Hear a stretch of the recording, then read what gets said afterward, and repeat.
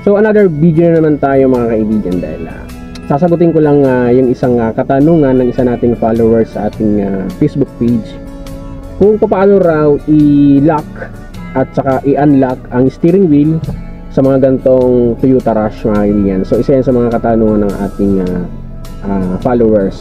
So napakahalaga po kasi mga kaibigan na marunong tayo mag-lock and unlock ng steering wheel, dahil isa ito sa mga safety features ng sasakyan.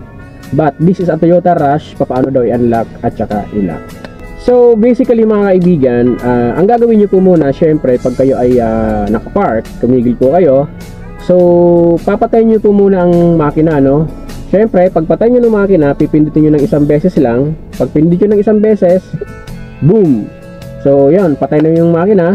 Normally sa mga ibang sasakyan, lalong lalo na yung mga disusi, pipihitin lang siya, no, ng konti papunta sa kanan, tapos maglalak na ang steering wheel. But this Rush mga kaibigan, ay kahit pihitin mo siya ng pihitin, hindi po siya maglalak. Yan, hindi po siya maglalak.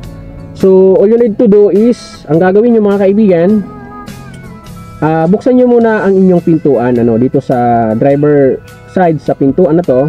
Pag binuksan nyo siya, ayan, konting bukas lang mga kaibigan, pag angat ng konti, pihitin nyo na pa kanan. Yan, may maririnig kayong click. Ayan, so nakalock na siya, no? So ayan, lock na po siya, hindi na po siya na pipihit. So ngayon, papaano ko i-unlock, ano?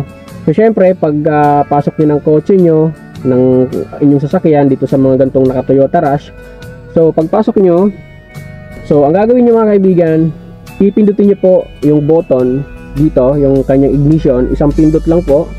Pag pinindot nyo po yun ng isa, yan, automatic, pag pinindot nyo yan, naka-unlock na po siya. Ayan. So hindi na po siya nakalock mga kaibigan. So pag i-start nyo yung engine, isa pang pindot, so clutch down, pag manual transmission, pag automatic sa brake phone tapak. So isang pindot, ayan. So ganoon lang po mga kaibigan ang pag-unlock and unlock ng steering wheel sa mga naka Toyota Rush dyan. So sana po nakatulong po sa inyo ang video na to, especially dun sa nagtanong regarding this video, dahil napakahalaga nga po mga kaibigan na inilalak po natin yung ating steering wheel pag tayo'y nagpark, para na sa ganon safe po yung ating sasakyan. So kita-kits po tayo in the next video, at kung may mga comments po kayo, pwede nyo pong i-drop dyan sa comment section, at itatry natin na magawa siya ng video mga kaibigan.